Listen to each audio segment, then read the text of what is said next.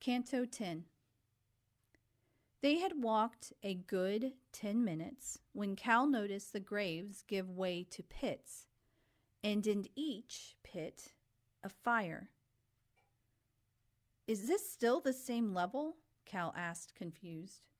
"Cremation," Sophie simply answered. "English," came a third voice from one of the fiery pits. The new voice caused Cal to nearly jump into Sophie. It caught him so off guard.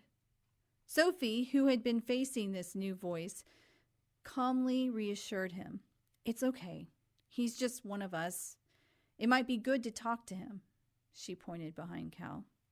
Turning, he saw a figure rising from one of the pits. He looked to be wearing a suit of actual fire that licked at his body continuously.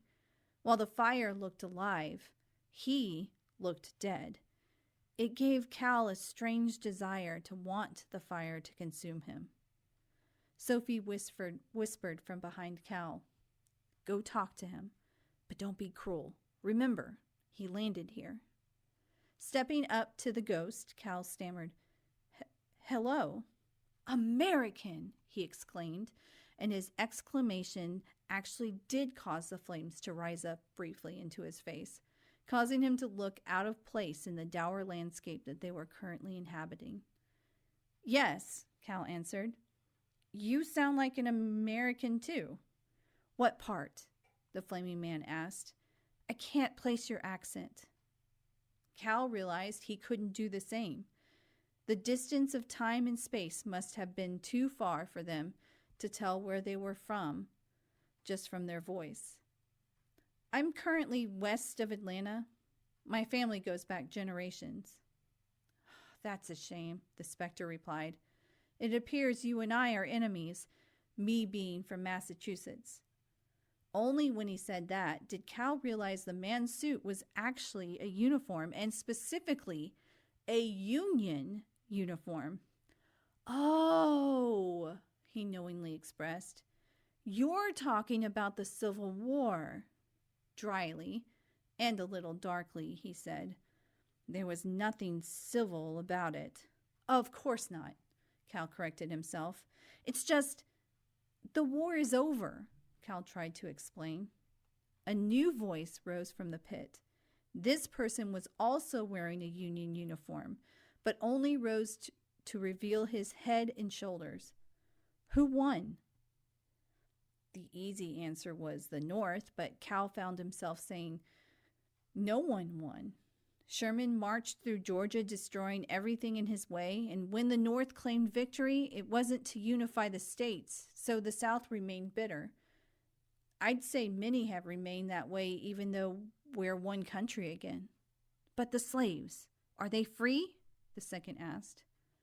Cal looked over to Sophie, who motioned for him to continue. Turning back, he realized the second specter was black. "Friend, slavery was ended when the war was ended, but oppression has remained. It's been a hard battle fighting for equality, but I believe the battle is being won." The fire lit up his face and into his eyes. It was all consuming. As strange as it was to watch it burn him away, it felt warm and right. The second man fell back as his entire being was being taken over by it. "That was nice," Sophie whispered. "What just happened?" Cal whispered back. "You just gave him a reason to continue and move on," Sophie marveled. "As in, he didn't just cease to exist in a burning pile of ash?" Cal asked, actually hopeful for maybe the first time since arriving here. "Right." Cal actually laughed. "That's wonderful." The one who was still standing in the pit before them did not share such wonder, and he actually looked dourer than before. "What gives you the right to talk freedom and equality? If what you say is true, equality has not been found, and there is no reason to celebrate." Cal looked at where the second man had been. If he had been born on a plantation in the early 1800s, what choices would he have made? He hoped that he would have stood up to his family.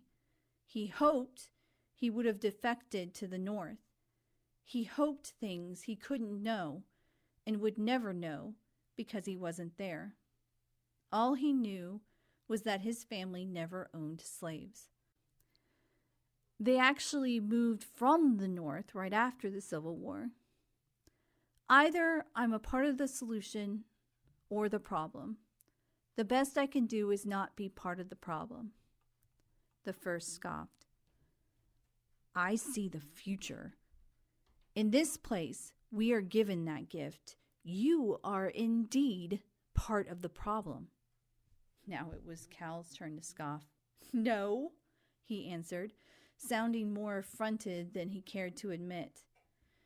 In ominous undertones he began. The price of American goods goes up, while the price of overseas goods stays the same. What? Cal chose to ask because the statement held no rhyme or reason to him. Frustrated, the burning man continued. See? You care so little about the people making your cheap goods that you don't even realize why it's happening. Think. Why do you think the overseas goods are staying unreasonably cheap? You all have slaves. You just can't see them because it's by design. When the next war comes, it will, the fact will be used to raise a slave uprising. Come, Sophie interjected. There is nothing good that can come from this conversation. Cal just stared. He wasn't an economist. Hell, he barely kept the books at the shop in order. He just assumed there were really great deals online. The other stared back. There are over 1,000 souls with me in this pit. We all fought for equality, and all of us feel the weight that counters that work. Your weight, the soldier scoffed. Why exist in such a universe where slavery doesn't end, it just changes? Where the slave owners don't care as long as they can be comfortable. He shook his head sadly. Then he fell back, dropping back into the pit.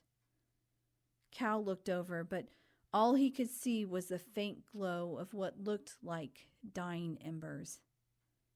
They were all giving up. That's what he saw. He wanted them to burn bright and not give up. But instead, their light was slowly going out. And he was part of that reason. Breathing in an incoming tear, he wiped the little moisture that he had begun to pool in the corner of his eyes, turned, and began walking. What's wrong, Cal? Sophie asked. Stopping, he turned to Sophie. He's right. I haven't thought about it, and he's probably also right about me being part of the problem. I'm the slave owner this time, and wants to keep these foreign nations from using that information against us. Sure, they sold their own people to the United States so that we can what? Have a cute pie dish in the shape of Baby Yoda? Then a worse thought entered his mind. What if we're the bad guys this time? Calmly and reassuringly, Sophie began. Then you have all the power to do different. But remember, you're in hell, being spoken to by some very broken spirits. There is a very bright light at the end of this terribly dark tunnel, and when you see her, it will give you hope. Understand? Cal shook his head. No, Sophie, I don't. Calmly and with assurance, she replied, Then trust I do and follow me. It caused Cal to once again recall his dream of the Art Nouveau lady. She had said to, what was the word? Heed. She had said to heed Sophie. It was so strange sounding and ancient. Of course I trust you. Sophie took a long breath. Good. Then she took another. The spirit you saw, he might be speaking the truth, but that doesn't mean he was right.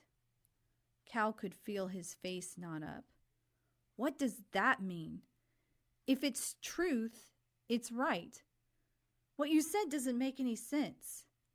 Sophie looked away and thought, how to explain? Then her face lit up. I know. Let's say you tripped and sprained your ankle.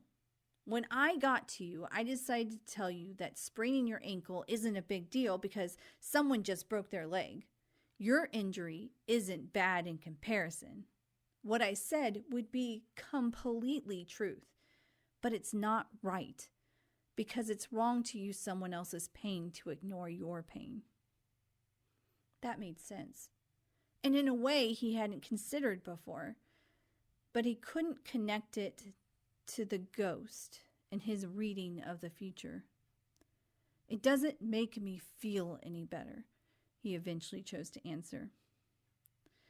I'm not going to tell you he's right or wrong, but just don't count it among what is right until God tells you otherwise. Cal was going to meet God. Everything he was just worried about melted out of him as a new fear took its place. Meeting the creator of heaven and earth. Seeing it on his face, Sophie interjected into his fears. Why don't we just keep moving? What about that? Cal nodded, wanting to do something, anything, other than think. Sophie nodded back, and the two continued on.